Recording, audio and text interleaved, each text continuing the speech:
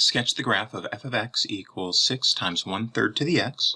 State the domain, range, and asymptote. One way to look at this is as a transformation of the basic function 1/3 to the x, where we're taking that function and multiplying it by a scaling factor. So let's take that point of view and let's come up with a table first for 1/3 to the x. Thinking of that as our basic function.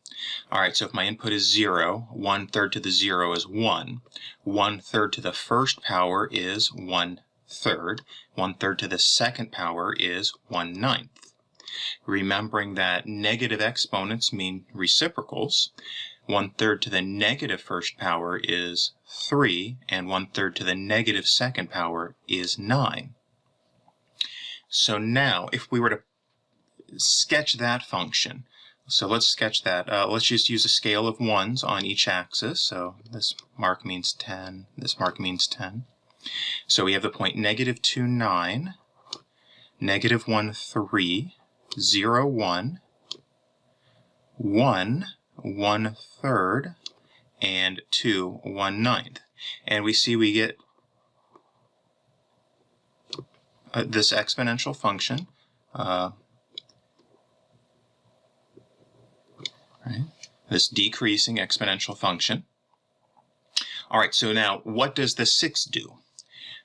So if we have 6 times 1/3 to the x, we learned earlier in the course that multiplying a function by 6, a known function by 6, using that as a scale factor, that's a vertical stretch. And what's happening is we're just multiplying each of the outputs by 6. And so if my input was -2, now for 6 times 1/3 to the x, my output would be 54. If my input was -1, my output would be 18. If my input was 0, my output would be 6. If my input was 1, my output would be 6 times 1/3 is 2. And if my input was 2, 6 times 1/9 is 6/9. That's 2/3. And so, sketching that function, well, the ordered pairs when x is -2 or -1, those are off my scale. But let's see. We can certainly plot 0, 6, 3, 4, 5, 6, 1, 2, and 2, 2/3. But otherwise, the curve should have the same basic shape. It's just been stretched. And so we get a curve that looks something like this. And it's still going to be asymptotic to the x-axis. So we just sketched f of x equals 6 times 1/3 to the x in blue. All right, and so then the domain of this function is the same as the domain for the base function, all real numbers, so in interval notation, -infinity to infinity.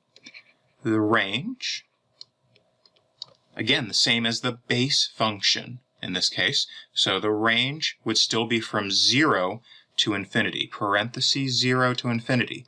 Okay, so remember it's asymptotic to the x-axis. As in this case, as x increases, where the curve will get closer and closer to the x-axis but never actually hit the x-axis. And then where is the asymptote? Well, we just marked the asymptote in red, and so the asymptote